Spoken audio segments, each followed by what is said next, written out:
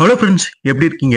பொன்னியின் செல்வன்ல போன பாகத்துல பாத்தீங்கன்னா நம்ம வந்தியத்தேவன் குழந்தை ஜோதிடரை போய் சந்திச்சிருப்பாரு. அவருக்கு தேவையான விஷயங்களை கேட்டு தெரிஞ்சிருப்பாரு. அப்படி சந்திக்கும் பொழுது இளவரசி குந்தவையும் வானதியுமே பாத்தீங்கன்னா சந்திச்சிருப்பாரு. அவங்களுக்குள்ள சின்ன ஒரு வேடிக்கையான விஷயங்கள் எல்லாமே நடந்திருக்கும். ரொம்ப சுவாரஸ்யமாவே அந்த பகுதி போயிருந்திருக்கும். சோ அதுக்கப்புறம் என்ன நடந்தது அப்படிங்கறது எல்லாமே இந்த ஒரு பகுதியில இந்த ஒரு வீடியோல நம்ம பார்க்கலாம். வாங்க கதைக்குள்ள போயிடலாம்.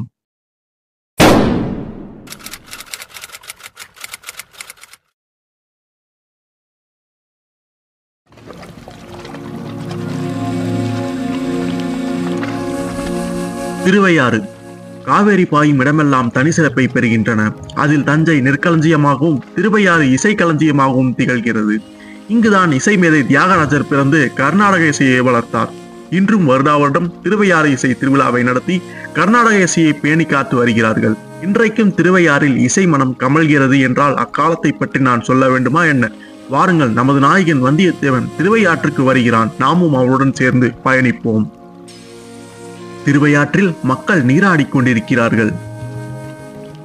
அதில் சிலர் கழுத்து வரை நீரில் மூழ்கி இசை சாதகம் செய்கிறார்கள். அருகே இருந்த ஒரு அரச மரத்தடியில் ஆசிரியர் மாணவர்களுக்கு இசையின் அடிப்படை பாடங்களை கற்றுத் தருகிறார். சரிகமா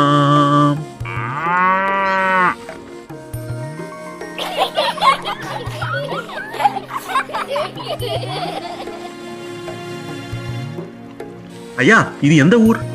தம்பி, இது கூடவா அவனுக்கு தெரியவில்லை? இது திருவையாறு. ஓஹோ, இதுதான் திருவையாறா? அதான் தமிழிசை மனம் கமழ்கிறது.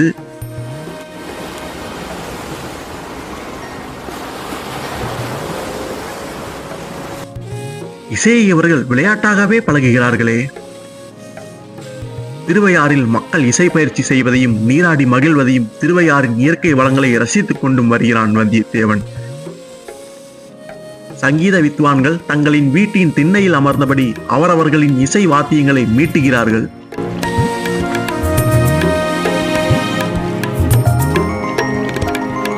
திருவையாறு இன்றைக்கு இப்படி இருக்கிறது என்றால் வருங்காலத்தில் சொல்லவா வேண்டும்? எப்படியோ இவ்வளவு தூரம் வந்துவிட்டோம். ஆனால் தஞ்சை கோட்டைக்குள் செல்லாமல் நாம் வந்த வேலை பூர்த்தி அடையாதே.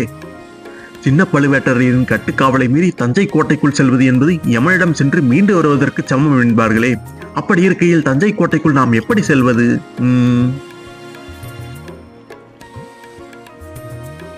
அப்போது தூரத்தில் ஒரு பல்லக்கு செல்வதை கவனிக்கிறான்.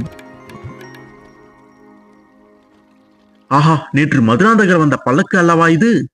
எப்படியோ நம் அதிர்ஷ்டம் நம்மை கைவிடவில்லை. மதுராந்தகரை சந்தித்தால் கோட்டைக்குள் செல்ல ஏதாவது உதவி கிடைத்தாலும் கிடைக்கலாம். முதிய வயதில் திருமணம் செய்து கொண்டது பழுவேட்டரையருக்கு எவ்வளவு வசதியாக போய்விட்டது. அதை பற்றி நமக்கு என்ன வந்தது?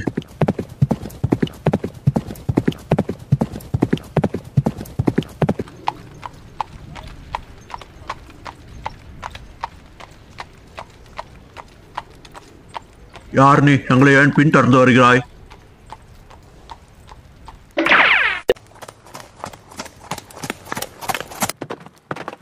நானா உங்களை பின்தொடர்கிறேன்? நீங்கள் தான் என்னை பின்தொடர்ந்து வருகிறீர்கள். தம்பே, இது ராஜா பாட்டு. இதில் அரச குலத்தவர் மட்டுமே செல்ல வேண்டும். நானும் அரச குலத்தை சேர்ந்தவன் தான். தம்பே, உன்னுடன் விவாதம் பண்ண முடியாது. நீ ஒன்று செய், சற்று தாமதித்து பின்னே வா, அல்லது எங்களுக்கு முன்னே செல். இவன் இப்படியெல்லாம் சொன்னால் கேட்க மாட்டான். நீ கொஞ்சம் பொறுமையாக இரு. யார் இவன்? இவன் ஏன் நம்மை பின்தொடர்கிறான்?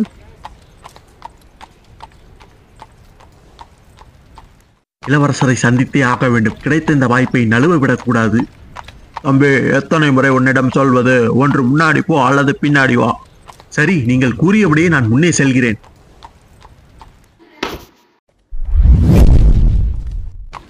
இளவரசே, இளவரசே, பல்லக்கு தூக்கும் ஆட்கள் எனது குதிரையின் மேல் வேண்டும் என்றே வந்து மோதுகிறார்கள். இளவரசே, இளவரசே, படியுங்கள் அவனை. அட, இவனுக்கு எப்படி இளவரசர் மதுராந்தகர் பல்லக்கில் பயணம் செய்தது தெரிந்தது?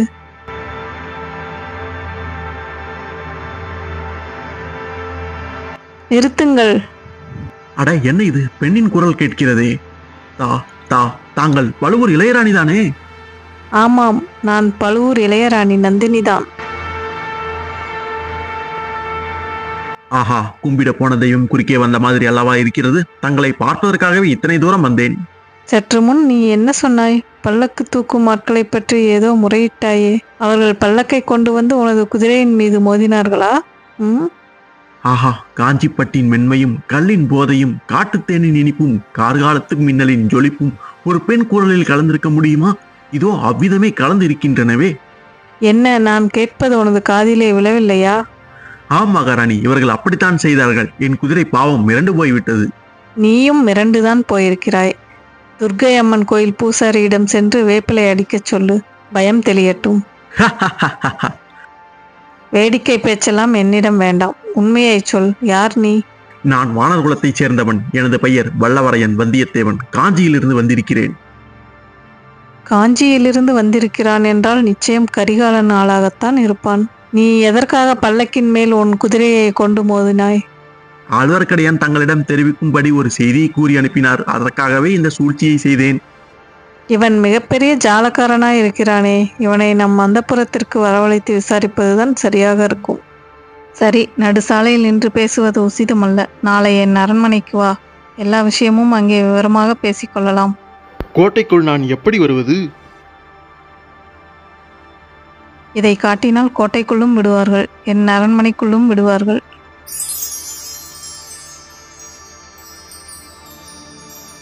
இனியும் என்னை பின்தொடர்ந்து வர வேண்டாம், ஜாக்கிரதை. ஆஹா, பூரண சந்திரனை இராக விழுங்கும் பொழுது சிறிது சிறிதாகத்தான் விழுங்கும். ஆனால் இந்த பல்லக்கின் திரைகள் அந்த பேசும் மதிமுகத்தை ஒரு நொடியில் கபலீகரம் செய்துவிட்டனவே. ஒரு சில வினாடிகள் சந்தித்த நம் நிலைமையை இப்படி என்றால், இந்த மோகினியின் காலடியில் அந்த கிழவர் அடிமை பூண்டு கிடப்பதாக நாடு நகரங்களில் பேசுவதெல்லாம் உண்மையாகவே இருக்கலாம். எது எப்படியோ நாம் எப்படி கோட்டைக்குள் செல்வது என்று எண்ணி இருந்தோம். நம் அதிர்ஷ்டம் இப்போதும் நம்மை கைவிடவில்லை. இருட்டுவதற்குள் தஞ்சை கோட்டையை சென்று அடைந்து விட வேண்டும்.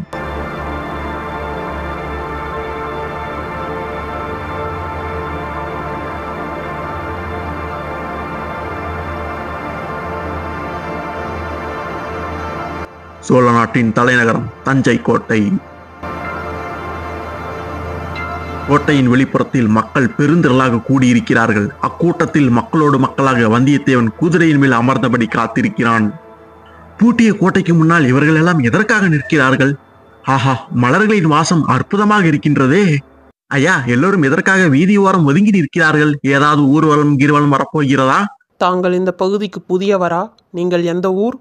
நான் தொண்டை நாட்டைச் சேர்ந்தவன். ஓஹோ, அப்படியா?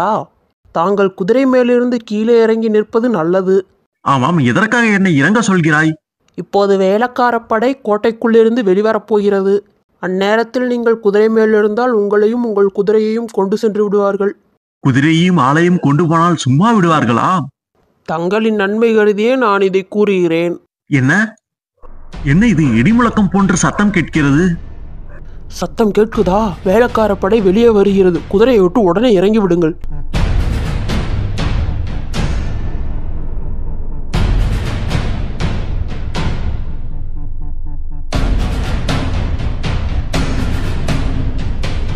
தமிழ்நாட்டின் தெய்வமான முருகனுக்கு வேளக்காரன் என்ற பெயர் உண்டு. பக்தர்களை காப்பாற்றுவதற்காக சபதம் பூண்ட தெய்வம் என்பதால் முருகனுக்கு அப்பெயர் வந்தது. அவ்வாறு வேளக்கார படையினரும் அவ்வப்போது அரசு புரிந்து சோழ மன்னர்களுக்கு மெய்காப்பாளர்களாக இருந்து வந்திருக்கிறார்கள். தங்கள் உயிரை கொடுத்தாவது அரசரின் உயிரை காப்போம் என்று சபதம் செய்தவர்கள். தங்களை மீறி அரசர் உயிருக்கு ஆபத்து நேர்ந்து விட்டால் துர்க்கையின் சன்னதியில் தங்களுடைய தலையை தங்கள் கையினாலேயே வெட்டி பலியாவதாக சபதம் எடுத்துக்கொண்டவர்கள். ஆகையினால் வேளக்கார படையினர் சோழ நாட்டில் மிக மிக முக்கிய அந்தஸ்தை பெற்றிருந்தனர்.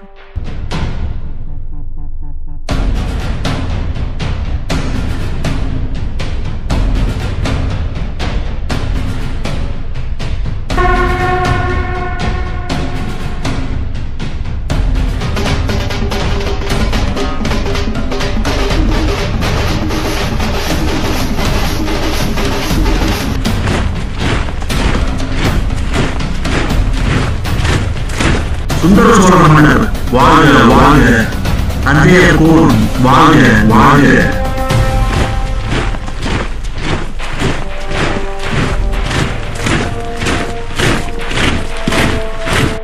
மதுரை வீரம் கொண்ட மன்னர் ராஜகேசரி வாழ்க வாழ்க வாழ்க. வீரபாண்டியனை சுரங்கிறக்கிய பெருமான் வாழ்க வாழ்க வாழ்க.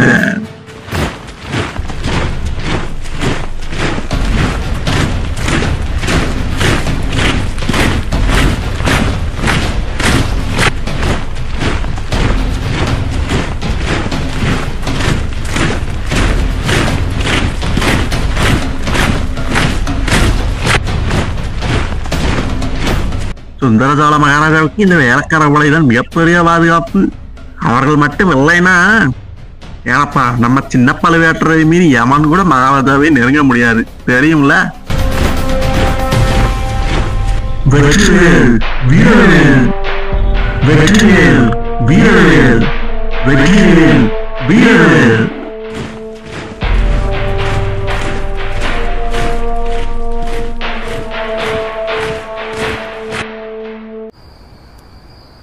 அமுதா, நீ எந்த கோவிலுக்கு புஷ்ப கைங்கரியம் செய்கிறாய்? தளிக்குளத்தார் ஆலயம் என்று கேட்டதுண்டா? கேள்விப்பட்டிருக்கிறேன். ஆமாம், அது பெரிய கோவிலா? இல்லை இல்லை, சிறிய கோவில்தான். தஞ்சையில் துர்க்கை அம்மன் கோவிலுக்கு தான் அதிக மகிமை. அது பழுவேட்டரையரின் குலதெய்வம் என்பதால் அங்கேதான் பூஜை புனஸ்காரம் என எல்லாம் நடைபெறுகிறது. இங்கு தரிசனம் செய்ய ஜனங்கள் அவ்வளவாக வருவதில்லை. நண்பரே, தயங்காமல் உள்ளே வாருங்கள்.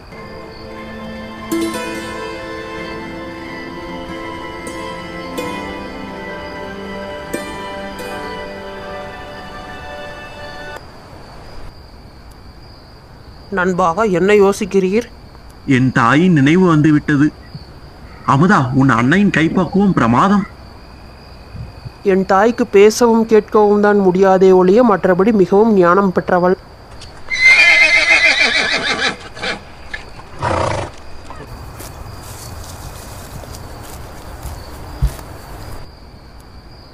அமுதா, உன் குடும்பத்தில் நீயும் உன் அன்னையும் மட்டும்தானா, அல்லது வேறு யாரேனும் சொந்த பந்தங்கள் இருக்கிறார்களா? இருக்கிறார்கள் நண்பா. எனக்கு ஒரு பெரிய அன்னையும் மாமாவும் உள்ளார்கள். மாமா கோடிக்கரையில் உள்ளார். அவருக்கு பூங்குழலி என்று ஒரு அழகிய மகளும் இருக்கிறாள். மாமன் மகளை உனக்கு ரொம்ப பிடிக்குமோ? ஆமாம், ரொம்ப பிடிக்கும். இறைவனே என் முன்னால் தோன்றி நீ சுந்தரமூர்த்தியைப் போல் இந்த உடம்போடு கைலாயத்துக்கு வருகிறாயா அல்லது பூலோகத்தில் பூங்குழலியுடன் வாழ்கிறாயா என்று கேட்டால் பூங்குழலியுடன் தான் வாழ்வேன் என்று சொல்லுவேன். ஆனால் நான் தான் அவளுக்கு சற்றும் தகுதியற்றவன்.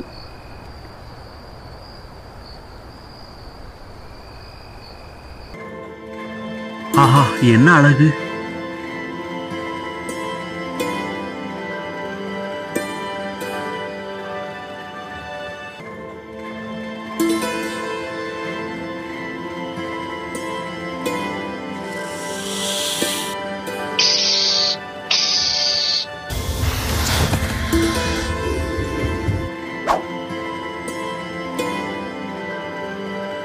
சீச்சி, என்ன உதாரணம்! இந்த புவன மோகினியான சுந்தராங்கியை படமெடுக்கும் பாம்போடு ஒப்பிடுவதா? இவளுடைய பால்வடி முகத்தை ஒரு தடவை பார்த்தாலும் பசி தீர்ந்து விடுமே. அவளுடைய குரலிலேதான் என்ன மதுரம்! அவள் ஒரு அபூர்வமான அழகிதான். ஆஹா, இவளல்லவோ பெண்! இந்த பெண்ணின் முகத்திலேதான் எத்தனை அழகு!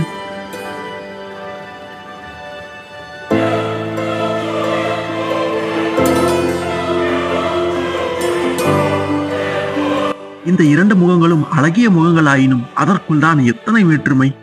இதில் மோகனமும் கவர்ச்சியும் உள்ளது, இதில் கம்பீரமும் பெருந்தன்மையும் உள்ளது.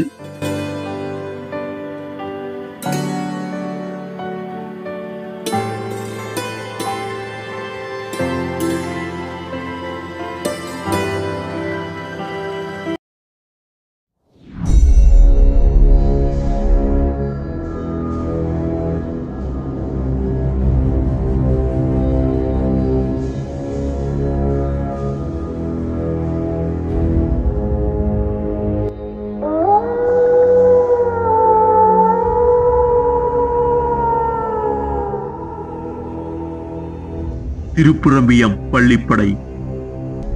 திருப்புரம்பியம் பள்ளிப்படை என்றாலே மனம் பதறுகிறது. பள்ளிப்படையை பற்றி தெரிந்து கொண்டால் தாங்களும் இவ்வாறுதான் பதறுவீர்கள். உலக சரித்திரம் அறிந்தவர்கள் வாட்டர்லூ போர், பானிபட் போர், பிளாசி போர் போன்ற சில போர்களின் மூலம் உலக சரித்திரத்தின் போக்கே மாறியது என்பதை அறிவார்கள். தமிழகத்தை பொறுத்தமட்டில் திருப்புரம்பியம் போர் அத்தகைய முக்கியத்துவம் வாய்ந்தது.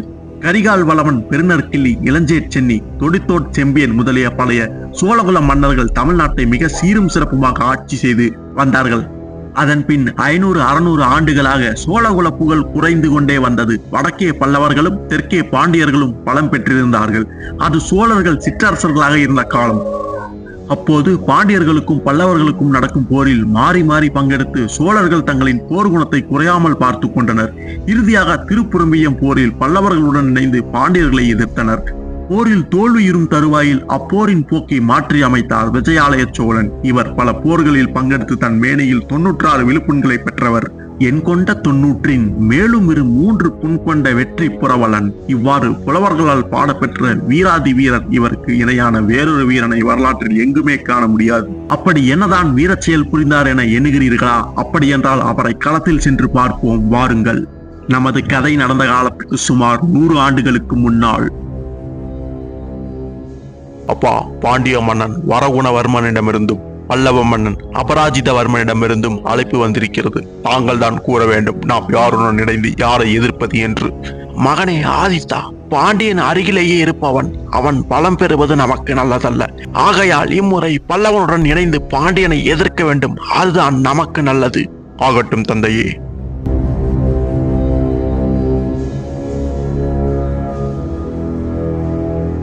திருப்புரம்பியம் எனுமிடத்தில் பாண்டிய நாட்டு பெருஞ்சியனையும் பல்லவ நாட்டு பெருஞ்சியனையும் அனைத்து விதமான படைகளுடன் இறுதி யுத்தத்துக்கு ஆயத்தமாக உள்ளனர். பாண்டியர்களை எதிர்க்க சோழர் படை பல்லவர்களோடு இணைந்து ரத கஜ துரக பதாதிகளுடன் யுத்தத்துக்கு ஆயத்தமாக உள்ளது. பாண்டிய நாட்டுப்படை, பல்லவ நாட்டுப்படை, சிறிய அளவிலான சோழ நாட்டுப்படை.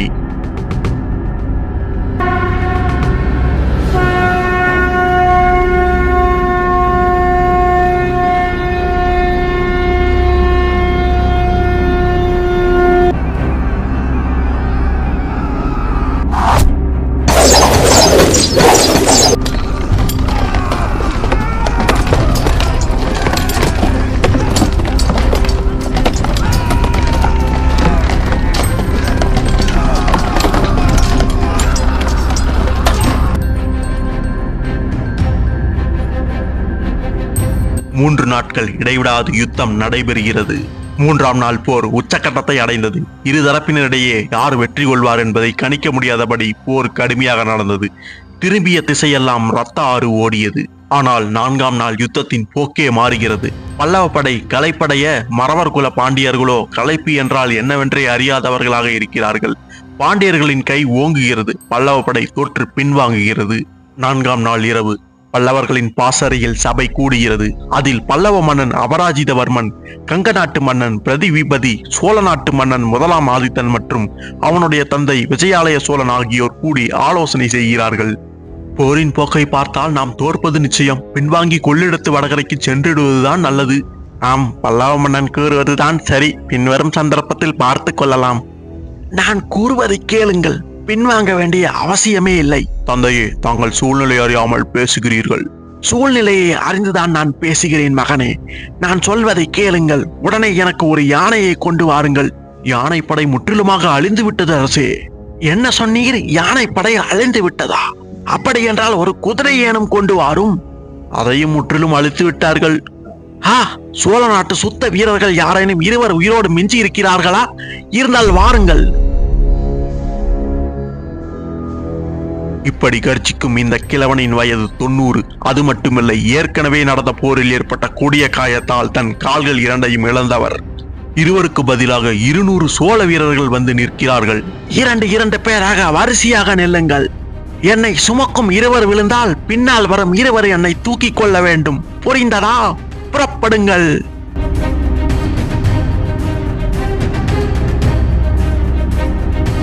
அந்த பெரும் படைக்குள்ளே செல்லுங்கள்.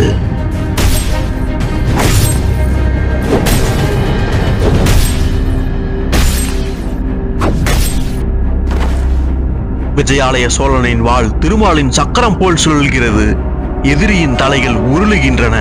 எங்கே பாண்டியர்கள்? எங்கே அந்த மறவர்கள்? எந்த படையாலும் விஜயாலய சோழனை தடுத்து நிறுத்த முடியவில்லை. அதை கண்ட பல்லவ படையும் வீறு கொண்டு எழுந்து பாண்டியர்களின் படையை தாக்கின. வாருங்கள், நாமும் விஜயாலருடன் சேர்ந்து பாண்டியர்களை பூண்டோடு அழித்து விடுவோம்.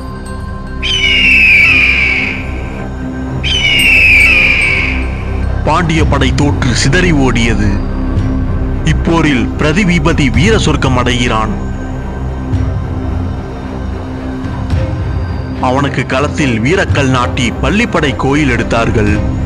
இப்போரின் வெற்றியின் மூலமே சோழர்கள் பிற்கால சோழ சாம்ராஜ்யத்தை நிறுவினார்கள்.